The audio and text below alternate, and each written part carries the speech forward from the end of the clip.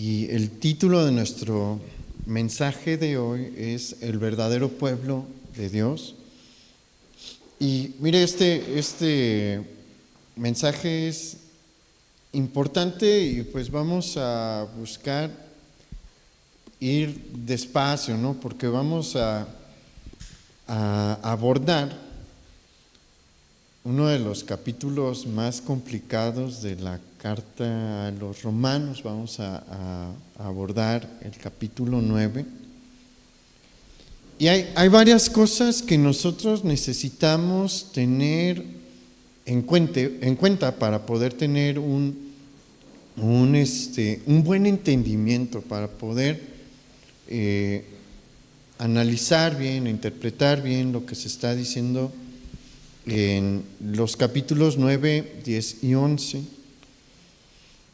Y una cosa la hemos mencionado bastante a lo largo de esta serie, ¿no? Que el apóstol Pablo está buscando equipar doctrinalmente a la iglesia de Roma, que no ha tenido la oportunidad de tener una visita apostólica, a pesar de que estamos hablando del año 57 después de Cristo, más o menos.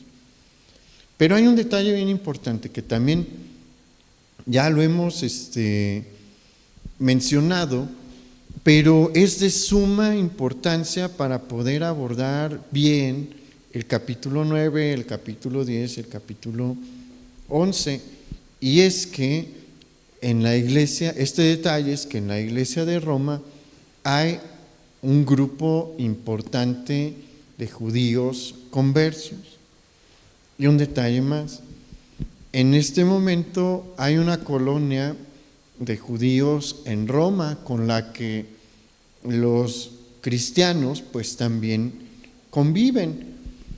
Y esta situación en la que encontramos a una iglesia en la que hay una comunidad judía importante, una comunidad judía conversa, una comunidad judía cristiana importante, y aparte una comunidad judía pues sustancial en la ciudad donde está la iglesia, trae como consecuencia que se les plantee una pregunta a los cristianos. Y hay que acordarnos que Pablo está buscando darle respuesta a interrogantes que le podrían plantear a los cristianos de la iglesia de Roma. Y bueno, resulta que son interrogantes que también nos pueden plantear a nosotros en el día de hoy, pero debemos de tener presente este contexto judío que hay alrededor de la iglesia de Roma y que hay dentro de la iglesia de Roma. ¿Y cuál es esta pregunta que se le podía plantear a los cristianos de la iglesia de Roma del 57 después de Cristo y a la iglesia de hoy en el 2013? Bueno, la pregunta es la siguiente: ¿el que el evangelio ofrezca la salvación tanto a gentiles como judíos no implica que Dios esté quebrantando las promesas que le hizo al pueblo de Israel? Y es una pregunta sumamente interesante. Es una pregunta bien interesante que se manejaba mucho en el inicio de la iglesia, porque recordemos que la iglesia de ninguna manera nace en Roma. La iglesia, ¿se acuerda dónde nace? En Jerusalén. En Jerusalén es en donde nació la iglesia. Y durante el primer año del cristianismo, los primeros creyentes son prácticamente puro judío. Bueno, no en el primer año, pero en el inicio de... Porque tal vez la predicación en Samaria fue durante ese primer año, pero los primeros conversos fueron judíos. Los 3,000 que se convierten en el primer sermón de Pedro son judíos. El primer movimiento de crecimiento masivo de la iglesia fue en Jerusalén. ¿Con quién? Con judíos. Entonces hay un profundo contexto judío dentro de la iglesia. Y como mencionamos, tarda pues un tiempo en empezar a salir el evangelio y se va a Samaria, pero resulta que los samaritanos que son una mezcla de judíos con gentiles, pero predomina la parte judía.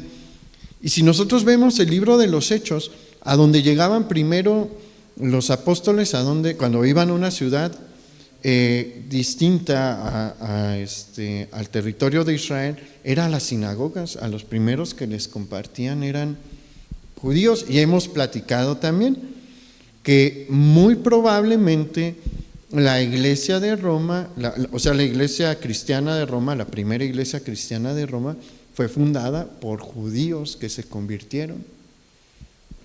Entonces, pues hay un choque con el resto de los judíos que no se convierten. ¿Por qué? Porque ellos se ven a sí mismos como los únicos herederos de la bendición de Dios y los únicos que tienen acceso a la salvación de Dios. Y cuando empiezan a escuchar el mensaje del Evangelio, pues sí empiezan a decir, entonces, ¿qué? Las promesas que nosotros teníamos no valen, o Dios las está rompiendo, o qué está pasando, ¿no?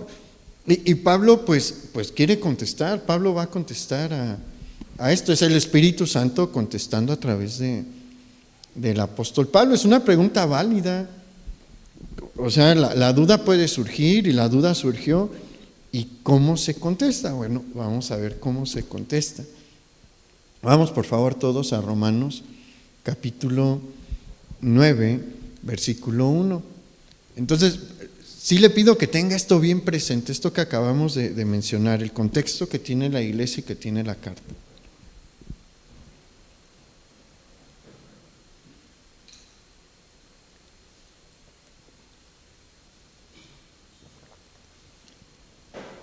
Ok. Romanos capítulo 9, versículo 1 dice: verdad digo en Cristo, no miento, y mi conciencia me da testimonio en el Espíritu Santo que tengo gran tristeza y continuo dolor en mi corazón, porque deseara yo mismo ser anatema, separado de Cristo por amor a mis hermanos, los que son mis parientes según la carne, que son israelitas, de los cuales son la adopción, la gloria, el pacto, la promulgación de la ley, el culto y las promesas, de quienes son los patriarcas y de los cuales, según la carne, vino Cristo, el cual es Dios sobre todas las cosas, bendito por los siglos. Amén. Y aquí vemos a Pablo que comienza mostrándose a sí mismo como lo hicieron los antiguos profetas de Israel, levantando un lamento por la dureza e incredulidad de los hijos de Jacob. Es algo que si usted lee a los profetas, inmediatamente empieza a hacer la asociación, porque mire, la palabra profeta el día de hoy tiene un montón de problemas por pues ideas equivocadas que se han desarrollado a través de las décadas. Uno escucha la palabra profeta y uno en lo primero que piensa es en alguien que me va a decir qué me va a pasar en un año o dos. Pero no, un profeta en el Antiguo Testamento no es así. Un profeta en el Antiguo Testamento es alguien que generalmente es levantado por Dios para llamarle la atención a Israel, porque Israel se ha desviado. Y sí da profecías predictivas, pero son generalmente, como en un 90%, de castigo por la desobediencia. Y pues todos los profetas, cuando se levantan, en su interior hay un lamento porque pues son su pueblo, a los que se está dirigiendo y a los que les está hablando el castigo que ha de venir. Y Pablo en este momento siente esta misma aflicción. ¿Por qué? Porque se está dando cuenta, bueno, no es que se esté dando cuenta ahorita, pero sabe bien que el pueblo de Israel, los judíos, como lo han hecho a lo largo de en este punto, casi milenio y medio de su existencia, otra vez están rechazando la revelación de Dios, otra vez están rechazando el mensaje de Dios, a pesar de tener acceso directo a la luz de Dios, de tener acceso directo a la revelación de Dios.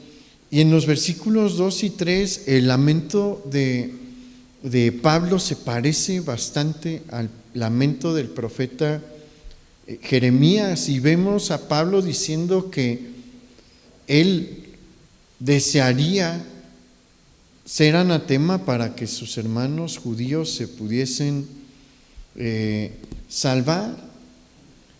Y Pablo sabe que la razón por la que Israel está en esa condición es por su incredulidad. Ese es de los peores pecados, porque la incredulidad cierra las puertas de la salvación.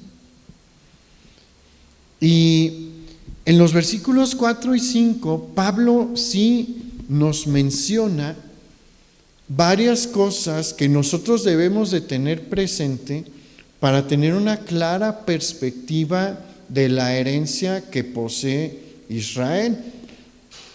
Es cierto, ellos poseen una gran herencia. ¿Por qué? Porque ellos fueron adoptados en el mundo antiguo. Fue el único pueblo adoptado por Dios.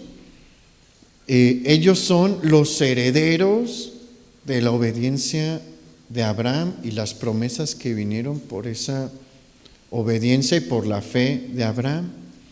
Fueron los receptores de dos pactos, fueron los receptores del pacto abrámico y del pacto mosaico. También fueron los receptores y guardianes de la ley de Moisés. Fueron los receptores de las promesas mesiánicas desde Abraham hasta las profecías mesiánicas y promesas mesiánicas de Malaquías, Nehemías y Crónicas. Y por si fuera poco, Pablo también menciona que ellos tuvieron el privilegio de vivir el cumplimiento de la promesa mesiánica. ¿Por qué? Porque Jesús nació en la familia de José y María, ambos descendientes de David. Jesús nace en Belén de David y todo el ministerio de Jesús se realizó o en Galilea o en Judea y a veces en Samaria. Tuvieron grandes privilegios, muchísimos privilegios. Sin embargo, a pesar de todo esto, ¿qué fue lo que dieron como respuesta? Incredulidad.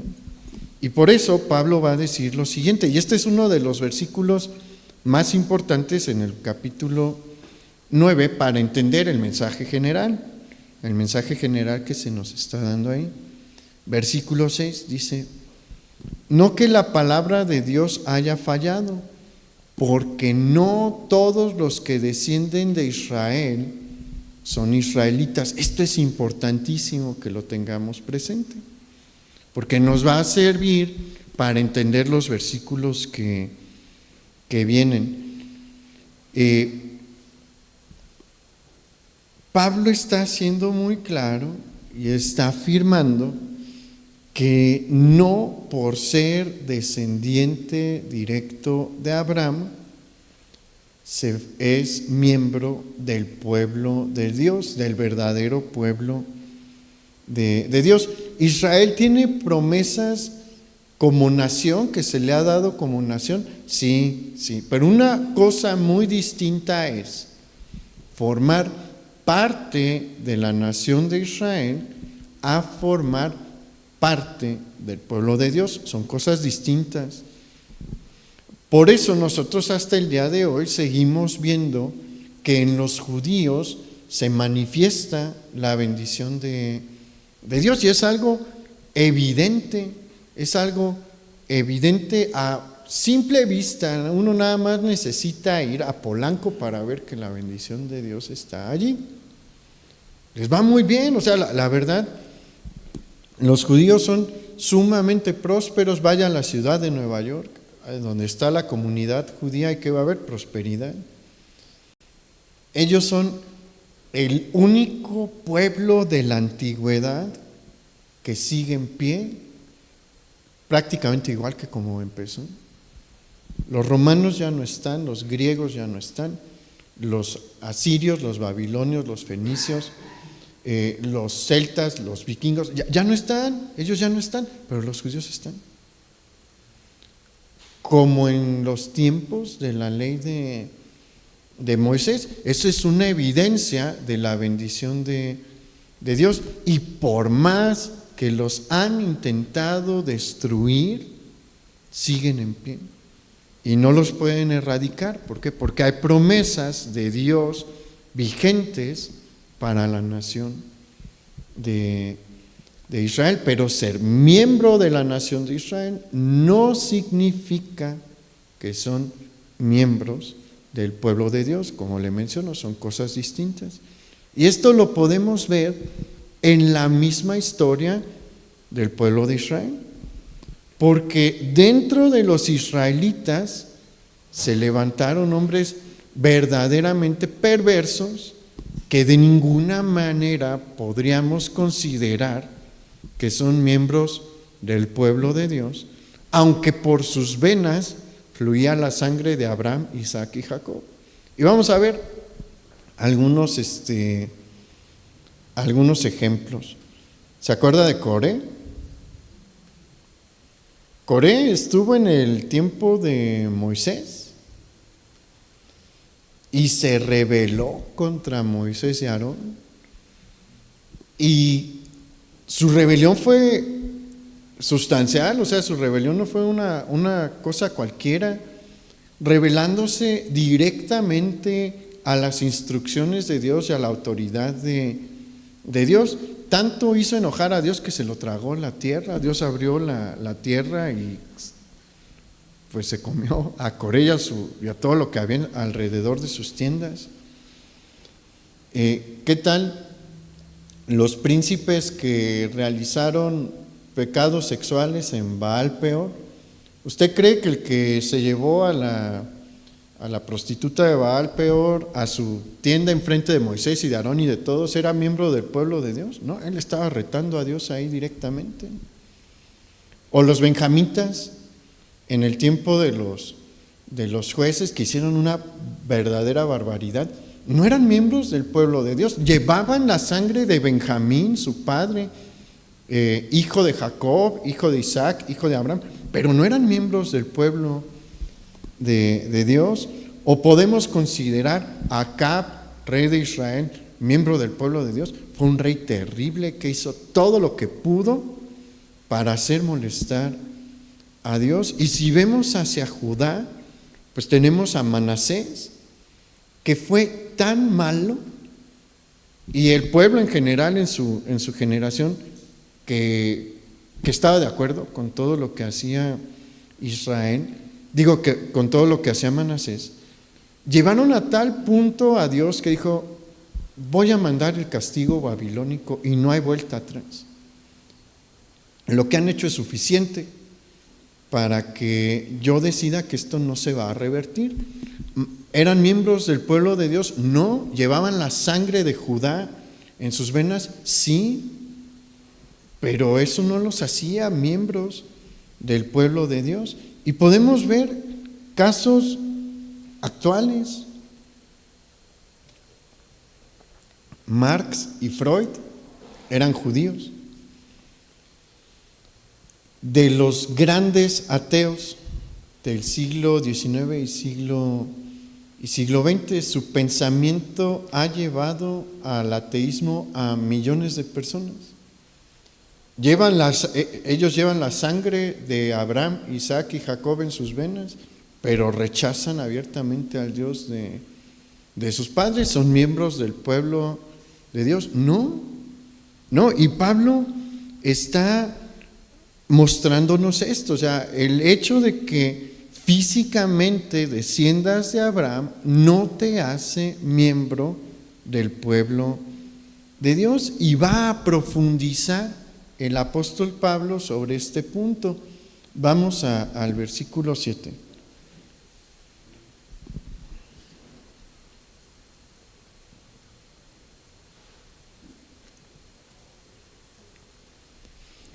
Ni por ser descendientes de Abraham son todos hijos, sino en Isaac te será llamada descendencia.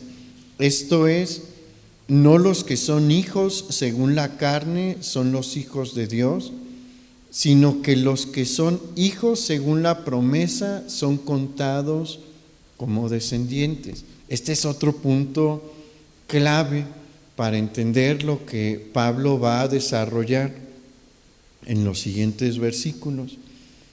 Pablo nos está diciendo que lo que ya mencionamos, que no es suficiente tener la sangre de Abraham, Isaac y Jacob en las venas para ser miembros del pueblo de Dios. Y menciona, es que no por ser descendiente de Abraham se es miembro del pueblo de Dios. ¿Por qué menciona esto? Porque Abraham tuvo más hijos. Ismael fue otro hijo de Abraham. Ellos no son parte del pueblo de Dios. Y si usted lee un poco más en Génesis, se va a dar cuenta de que una vez que Sara muere, Abraham se vuelve a casar y tiene más hijos, pero no son los hijos de la promesa. El hijo de la promesa es Isaac. Y aquí Pablo está haciendo referencia al aspecto espiritual de la promesa de Abraham, porque la promesa de Abraham se le da ¿por qué? Por su fe. ¿Se acuerda? Ya lo vimos también hace ya algunos meses, que la justificación de Abraham fue ¿por qué? Por fe. Entonces Pablo está diciendo, no son miembros del pueblo de Dios los que tienen la sangre de Abraham en sus venas, sino los que tienen una fe como la de él en su Dios. Esos son los que son miembros del pueblo de Dios, de la nación de Dios. Y vimos cómo es la fe de Abraham. La fe de Abraham no es cualquier fe, es una fe profunda que sigue creyendo incluso en medio de la desesperación. Incluso cuando pasan los años y los años y los años y no se cumple lo que Dios ha dicho. Vimos que es una fe que cree en esperanza sobre esperanza, a pesar de que la perspectiva material por todos lados nos dice, no se puede, ya deja de creer. Porque se acuerda, eso era lo que la biología le decía claramente a Abraham, ¿no? Antes de que Dios venga a visitarle y decirle el próximo año vas a tener un hijo, Abraham tiene 99 años y ya tener un hijo a los 99 años como que sobrepasa las probabilidades, pero se nos da un detalle sobre Sara, ¿no? Sara es más o menos 10 años menor que Abraham, pero eso no es así como que en este punto algo para dar ánimo, ¿no? Tiene 89 años y se nos da el detalle de que ya le había cesado desde hace años la costumbre de las mujeres, ya no tenía ciclo menstrual. Entonces, todo ahí decía, ya, por favor, Abraham, ya no creas que vas a tener un hijo, no se puede, no hay forma biológica en la que eso sea posible. Pero ¿qué decía la fe de Abraham? Si Dios dijo, se va a cumplir. Esa fe, los que tienen esa fe en el Dios de Abraham, son los que son verdaderos israelitas, son los que son verdaderos miembros del pueblo de Dios. Y mire, el Señor Jesús tocó este tema en Juan capítulo 8, versículo 39, teniendo un encuentro con judíos religiosos, encontramos estas palabras de nuestro Señor Jesús. Dice, respondieron y le dijeron, nuestro padre es Abraham. Jesús les dijo, si fueseis hijos de Abraham, las obras de Abraham haríais. Entonces, es claro lo que se está manejando aquí, es claro lo que Jesús también enseñó. Jesús le repitió en varias ocasiones esta enseñanza a los judíos en tierra de Israel, ya fuese en Galilea o en Judea, diciéndoles, si fueseis hijos de Abraham, creerían en mí como él creyó. Y también les llegó a decir, ustedes dicen que su tesoro es la ley de Moisés, la ley de Moisés habla de mí y no creen. Entonces vamos a tener esto bien presente, ¿no? La nación de Dios se constituye por aquellos que le creen a Dios, que tienen fe en lo que ha dicho y en lo que ha prometido el Señor. Y en este caso, en este contexto, pues aquellos que han creído en Jesús. ¿Cómo se salvaba a la gente en el Antiguo Testamento? Por fe. ¿Cómo se salva la gente el día de hoy? Por fe. ¿En quién? En Jesús. Y vimos que la salvación de Abraham en ningún momento fue por obras, fue por su fe en Dios. Es igual el día de hoy. La salvación no se obtiene a través de nuestras obras, sino en la fe, en la obra redentora de nuestro Señor Jesucristo. Vamos a continuar porque Pablo va a seguir desarrollando su punto. Versículo 10, Romanos 9:10.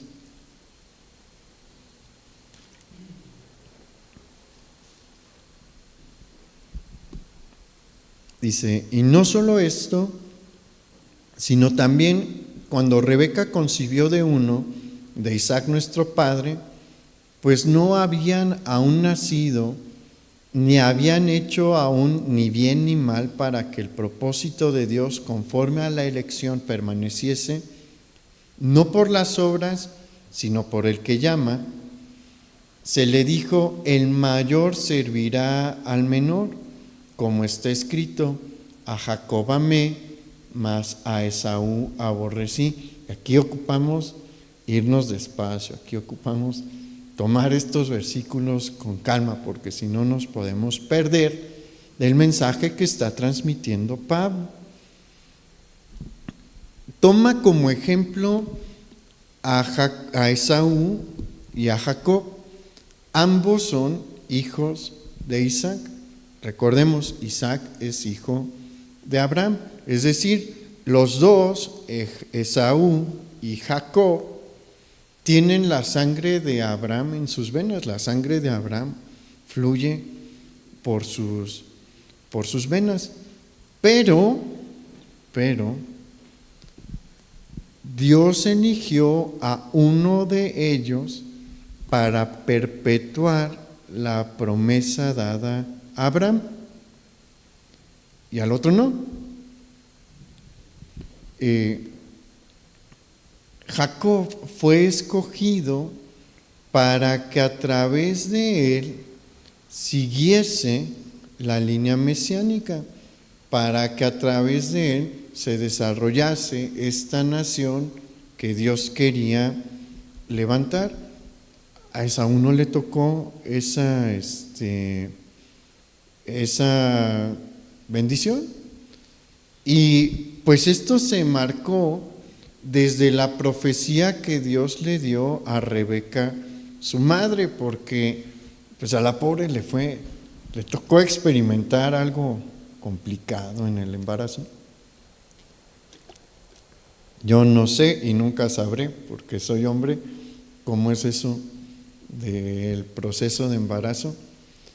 Sé que el bebé se mueve, pero acá son dos bebés que se están peleando uno con el otro adentro del vientre de Rebeca, su mamá. Y supongo que ha de haber sido desesperante y llegó a tal punto que le dijo: Dios, ayúdame, ¿qué es esto? ¿No? Ella llevaba años sin poder tener hijos y Dios le concede tener hijos y pues supongo que convivió con más embarazadas, ¿no? Y ha de haber cosas complicadas y curiosas en el embarazo, pero dijo: esto no puede ser normal. Y llega a un punto en el que ya está desesperada y va con Dios y Dios le dice: es que hay una razón de esto, no es porque sí, están llevándose como hermanos desde el vientre, ¿no? Pero quiero que sepas que yo ya decidí cómo los voy a usar. Y el menor va a ser señor sobre el mayor. El mayor le va a tocar servir al menor. Son gemelos, por si te preguntabas. Y bueno, allí hay que hacer un señalamiento aquí. El versículo 13, donde dice: a Jacob amé, mas a Esaú aborrecí, no está en Génesis, porque luego nos vamos con esa finta, ¿no? Creemos que esa oración, a Jacob amé, mas a Esaú aborrecí, está en Génesis. No. Esa oración está en la profecía de Malaquías, en Malaquías 1, versículo 2. ¿Por qué Pablo retoma esta parte de la profecía de Malaquías? Bueno, para reforzar su punto. Ahorita vamos a ver cómo es que Pablo va a reforzar el punto que está tomando. Y es que en la profecía que recibe Rebeca se está hablando de la situación que van a tener estos dos hermanos. Dios decidió que Jacob va a recibir la bendición de Abraham. ¿Por qué? Porque él así lo decidió. Ahorita vamos a tocar más ese punto. ¿A Esaú le fue mal? No, simplemente no recibió la profecía, la bendición de la línea mesiánica. Pero a Esaú no le fue al principio mal, para nada. ¿Se acuerda cuando se reconcilian Jacob y Esaú? Que Jacob sabía cómo ganarse a la gente y dijo: le voy a llevar una ofrenda, Dios me ha bendecido, ¿no? Entonces le voy a regalar un montón de ganado para ver si así se calma. Y acuérdese que en ese tiempo la riqueza no se mide por cuánto oro se tiene o cuánta plata, sino por las cabezas de ganado que las personas tienen. Entonces era un regalo de mucho dinero, si así lo quiere ver. ¿Y qué le dice Esaú? No, hermano, estamos bien. Dios me ha bendecido, tengo muchísimo también, no ocupo que me regales. Esaú, de él se deriva la nación de Edom, y ellos se constituyen en nación varios siglos antes, que una nación con rey, con un reino muchos siglos antes que Israel. Entonces a ellos no les fue mal materialmente, Dios los bendijo materialmente, pero no les dio la bendición espiritual que Él decidió darle a Jacob. Y bueno, la profecía de Malaquías precisamente va a tocar este punto, porque Malaquías está hablando de Jacob y de Esaú como naciones. Él se está refiriendo al destino de las dos naciones. Y Dios señala que amó a Jacob y que aborreció a Esaú. Pero en el punto histórico de la profecía de Malaquías hay un detalle, hay una razón por la cual Dios aborrece a Esaú. Y es que pues en este momento Esaú, la nación de Edom, pues se ha portado muy mal con Israel, ha sido sumamente mala con su hermano, porque son naciones hermanas. Y ahorita vamos a hablar un poquito más sobre esto, ¿no? Pero la profecía de Malaquías se levanta como una profecía de castigo a Edom por su mala conducta para con Dios y para con su hermano.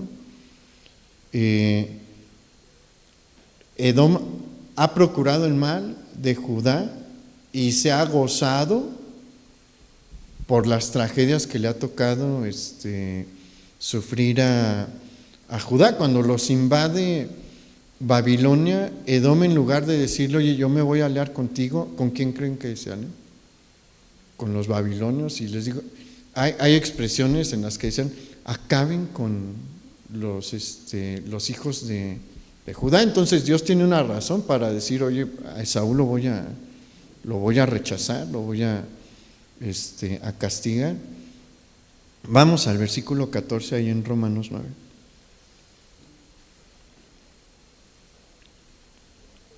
Dice, ¿qué pues diremos? ¿Que hay injusticia en Dios? En ninguna manera. Pues a Moisés dice, tendré misericordia del que yo tenga misericordia y me compadeceré del que yo me compadezca. Y aquí Pablo aborda una objeción que se podría plantear, porque algunos podrían decir que Dios eligió injustamente a Jacob sobre Esaú para ser el receptor de las bendiciones y promesas mesiánicas. Pero Pablo aclara acertadamente que no se puede acusar de ninguna manera a Dios por su elección. ¿Y qué es lo que dice Pablo? Dios es soberano y Él elige a quien usa. Eso no es algo que nosotros tengamos la potestad de decirle a Dios, oye, ¿por qué usaste a tal y no usaste a tal? Eso es cuestión de Dios. Debemos de tener algo bien presente. Dios es el rey aquí, nosotros no. Nadie tiene el derecho de decirle a Dios o de reclamarle a Dios por qué Él decide una cosa sobre otra. Es su elección. Él puede elegir, Él gobierna, Él tiene el control de todas las cosas. ¿Este universo de quién es? De Él. ¿Esta tierra de quién es? De Él. Todo lo que vemos y todo lo que existe es propiedad suya, y su pueblo, por definición propia, es propiedad suya. Él decide cómo lo administra, Él decide a quién usa, Él decide lo que se hace. Nosotros no. Y Él tiene todo el derecho y toda la autoridad y lo tenía en este tiempo para decir, elijo a Jacob. Y mire, Dios no lo hizo tampoco nada más arbitrariamente. Él estaba mandando un mensaje también. Debemos de recordar el contexto histórico de este tiempo, del tiempo de Jacob y Esaú. En el tiempo de Jacob y Esaú está completamente vigente el sistema primogenital. ¿Qué es el sistema primogenital? Es un sistema en el que se le da prioridad y preeminencia al primer hijo varón que tuvo una pareja. Y se le pone por encima de todos los hermanos. ¿Y eso a qué llevó? A que hubiera en muchas ocasiones una enorme desigualdad entre los hermanos, a que hubiera favoritismos, un favoritismo muy marcado sobre el primogénito. Si usted ve, hay muchos casos en la Biblia en los que Dios elige al menor sobre el primogénito. ¿Y qué está haciendo Dios ahí? Él está diciendo, yo no estoy de acuerdo con este sistema. Tienen que amar a todos sus hijos igual, tienen que tratar a todos sus hijos igual. Entonces Dios tiene un propósito para todo lo que hace y elige a Jacob con un propósito también. Y hay algo bien importante, la elección de Dios aquí no fue basada en obras. ¿Por qué? Porque cuando elige a Jacob sobre Esaú, ellos todavía no nacen. Fue una decisión soberana de Dios. Él simplemente dijo, he decidido que sea Jacob. Está mandando su mensaje también, o sea, tiene un propósito su elección, pero él soberanamente eligió. Así es con Dios. Él elige cómo nos quiere usar. Y Pablo va a seguir tocando este tema. Vamos al versículo 16. Dice, así que no depende del que quiere ni del que corre, sino de Dios que tiene misericordia. Porque la Escritura dice a Faraón, para esto mismo te he levantado, para mostrar en ti mi poder y para que mi nombre sea anunciado por toda la tierra, de manera que de quien quiere tiene misericordia y al que quiere endurecer, endurece. Y aquí Pablo proporciona un ejemplo más para solidificar su argumento y habla sobre el faraón del Éxodo. Y aquí nos dice que, como en el caso de Jacob, él tiene misericordia de Jacob y le otorga pues este lugar dentro de la historia de su pueblo para perpetuar la promesa mesiánica, pero hay casos como el de Faraón en el que son endurecidos. Ahí dice al que quiere endurecer, endurece, pero aquí tenemos también que tener cuidado, tenemos que estudiar bien a la persona de Faraón para ver qué es lo que Dios está diciendo a través del apóstol Pablo, porque podríamos creer que hay personas a las cuales Dios destina para que se endurezcan y no. Por eso es importante que analicemos el caso de Faraón. Y si usted ve,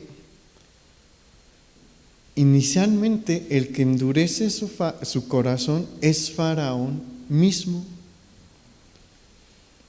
Faraón tuvo muchas oportunidades para hacerle caso al Dios de los hebreos.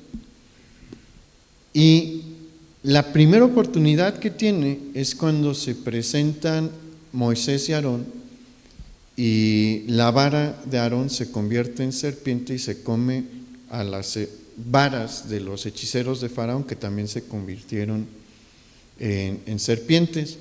Dios vio la superioridad, Faraón vio la superioridad del Dios de los hebreos ahí, sí, porque eso era lo que estaba mostrando la serpiente de la vara de Aarón al comerse a las demás, que el Dios de Abraham, digo, el Dios de Moisés y de Aarón era superior.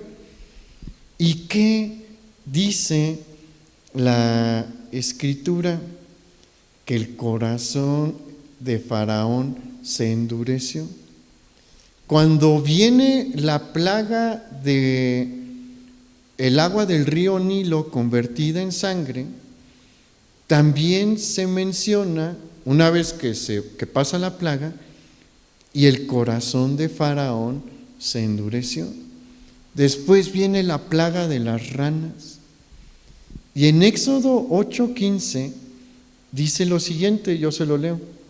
Dice: pero viendo Faraón que le había dado reposo, endureció su corazón y no los escuchó como Jehová lo había dicho. Esta frase es bien importante. ¿Por qué? Porque está diciendo endureció su corazón. Ese es un verbo activo, está teniendo una actividad el Faraón para endurecer su corazón.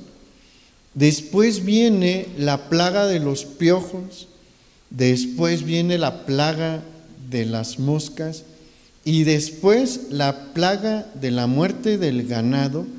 Y en todas estas vamos a ver la expresión o la idea de que Faraón es el que endurece su corazón. No es sino hasta después de la plaga de las úlceras que vemos que ya Dios endurece el corazón de Faraón. En Éxodo 8:12 es el primer lugar donde encontramos esto. Pero Jehová endureció el corazón de Faraón y no los oyó como Jehová lo había dicho a Moisés. Es hasta este punto cuando ya Dios permite que cuando Dios endurece el corazón de Faraón. Pero Faraón ha tenido ya 6 oportunidades y las 6 las ha desperdiciado. En las 6 él endureció su corazón. En estas 6 él dijo no, y no quiero, y aunque tenga el Dios de los hebreos más poder, no me importa, yo me voy a sentar en mi postura y a ver quién me mueve. Ahora, esta expresión de Éxodo capítulo 9, versículo 12, donde dice: pero Jehová endureció el corazón de Faraón, ¿a qué refiere? Refiere a algo de lo que el apóstol Pablo ya nos habló. Cuando Dios permite cuando dice que Dios endureció el corazón de Faraón, es que Dios dice: ok, haz ya lo que quieras, síguele por ahí, no te voy a detener, síguele, te va a ir cada vez peor. Y Pablo habló de esto en Romanos 1, versículo 21 al 24, diciendo: pues habiendo conocido a Dios, no le glorificaron como a Dios, ni le dieron gracias, sino que se envanecieron en sus razonamientos, y su necio corazón fue entenebrecido. Profesando ser sabios, se hicieron necios, y cambiaron la gloria del Dios incorruptible en semejanza de imagen de hombre corruptible, de aves, de cuadrúpedos y de reptiles, por lo cual también Dios los entregó a la inmundicia en las concupiscencias de sus corazones, de modo que deshonraron entre sí sus propios cuerpos. Llega un punto en el que Dios dice: ok, ¿quieres seguir por ahí? Vamos a seguirle por ahí entonces. Y tú serás responsable de lo que venga después. Dios permitió Dios hizo que el corazón de Faraón fuese más duro, sí, lo entregó a lo que Faraón tenía dentro de sí mismo, pero es bien importante que veamos lo que acabamos de mencionar. Faraón fue el primero en negarse, Faraón fue el primero en endurecerse, y llegó un punto en el que Dios dijo: ok, si por aquí quieres ir, vámonos por aquí. Y Dios hizo que todavía fuese más duro el corazón de Faraón. Pero no es que Dios hubiese, ¿cómo decirlo? No es que Dios hubiese siempre destinado a Faraón para ser así. Faraón tomó sus decisiones. En 6 ocasiones él decidió no seguir por Dios. Después Dios dice, ok, no quieres, órale, ya no vas a poder, ya no te voy a dar oportunidad, ya vas a estar completamente endurecido. Pero veamos la paciencia de Dios. O sea, fueron 6 oportunidades con evidencia tangente, con evidencia empírica, si así le quiere llamar. O sea, no era algo abstracto. Faraón no estaba escuchando historias. Faraón vio cómo la serpiente se comió a las otras. Faraón vio cómo el agua del Nilo se convirtió en sangre. Faraón vio cómo surgieron muchísimas ranas y sus magos no podían hacer nada para que desaparecieran. Vio cómo vinieron los piojos, vio cómo vinieron las moscas, vio cómo murió el ganado. ¿Qué evidencia más fuerte se ocupa, ¿no? Eran cosas que se podían ver, oír, oler, tocar, y ni así quiso creer. Por eso Dios dijo después, pues ya no hay más oportunidades. Vas a ver cosas más grandes, pero sabes que aquí ya se cerró tu oportunidad. Ya yo voy a endurecer tu corazón. Ahora vamos al versículo 19, porque aquí también vienen cosas interesantes. Pero me dirás, ¿por qué pues sin culpa? Porque ¿quién ha resistido a su voluntad? Mas antes, oh hombre, ¿quién eres tú para que alterques con Dios? Dirá el vaso de barro al que lo formó, ¿por qué me has hecho así?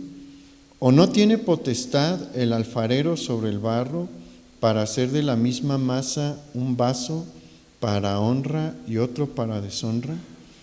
¿Y qué?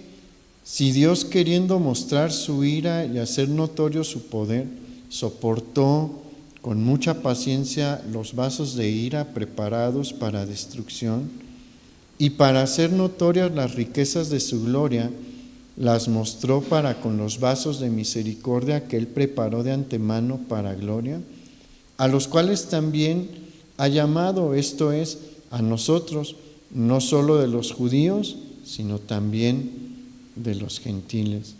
Y aquí Pablo aborda una objeción más que se podría elaborar, señalando que si Dios escogió a Faraón y a la nación de Edom para mostrar su poder y su capacidad de castigo, pues en realidad ellos no eran culpables, ¿no? Simplemente Dios los eligió para esta tarea.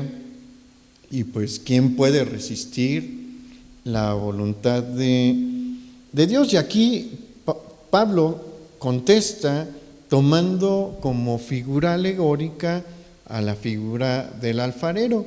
El alfarero tiene la facultad de hacer con el barro lo que él desee, ¿cierto o no?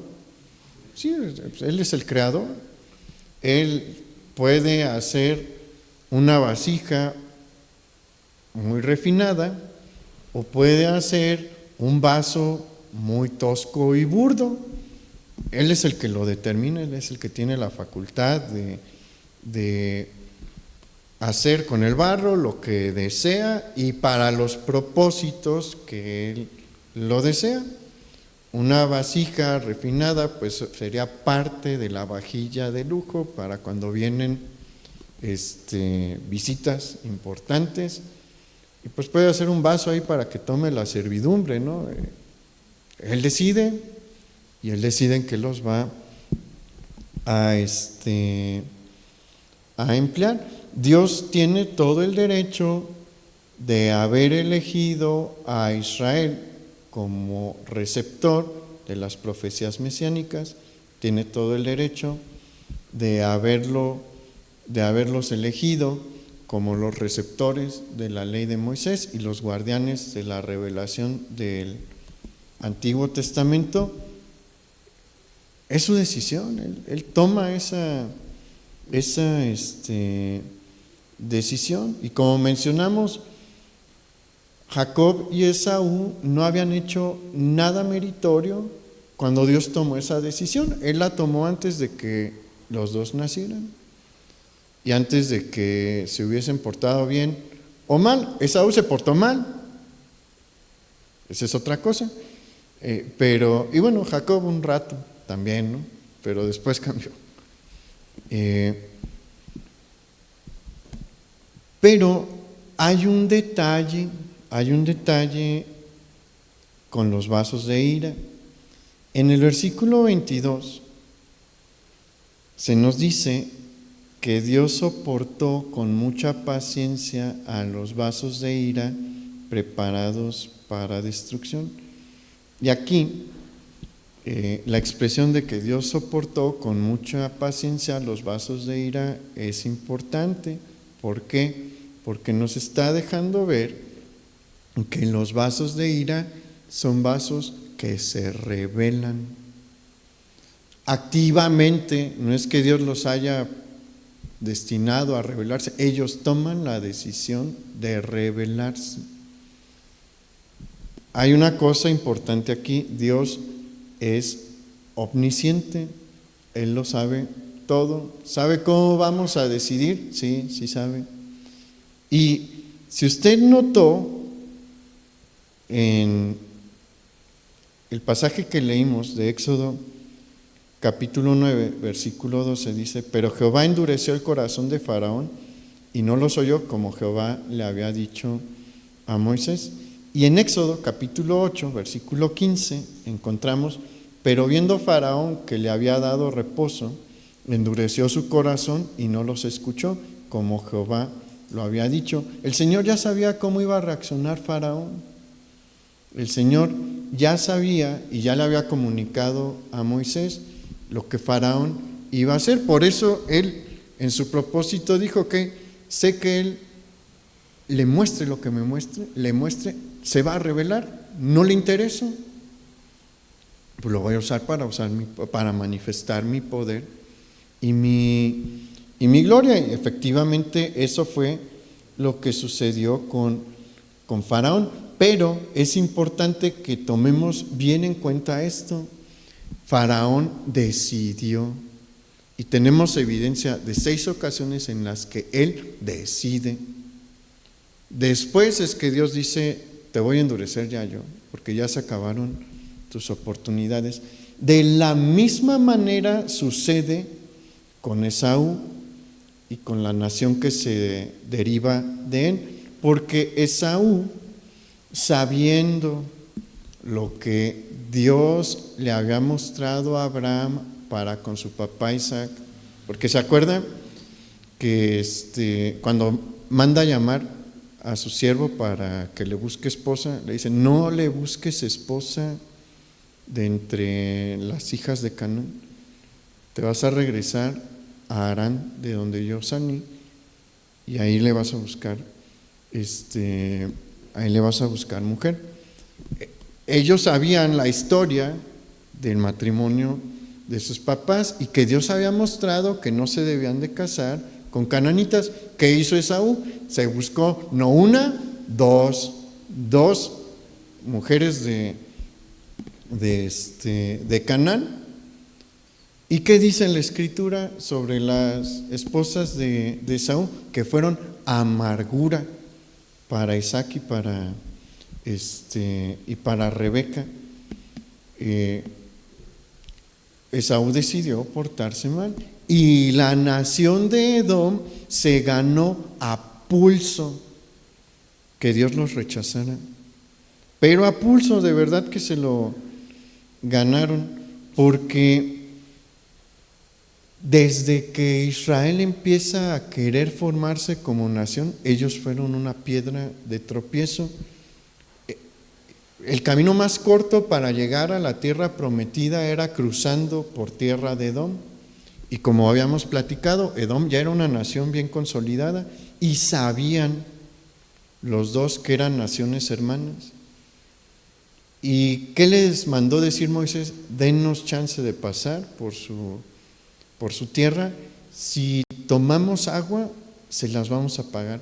Si consumimos algo de comida, se los vamos a pagar. No les estamos pidiendo que nos regalen ni agua ni comida, les pagamos, déjennos pasar. ¿Y qué le dijo a Edom? No pasas por aquí. Y mandaron al ejército a la frontera para impedir que Israel pasara. Y durante la historia de Israel y de Edom como naciones vecinas, constantemente hubo conflictos.